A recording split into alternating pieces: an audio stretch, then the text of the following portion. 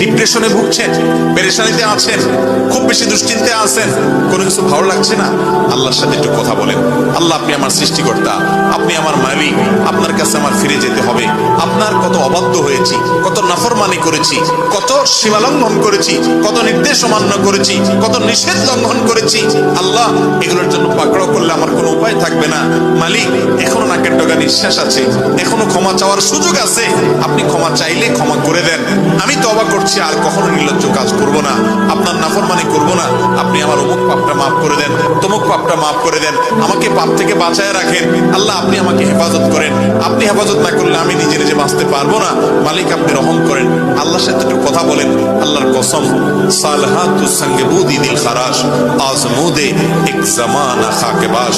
পাথর হয়ে বহুদিন ছিলেন ভাই, একটু আল্লাহর সাথে কথা বলেন, চোখের পানি ফেলেন, দোয়া করেন। বিশেষ করে ভোর রাতের দোয়া, ভোর রাতের দোয়া, এটা গুলি মিস হলে মিস হয় না।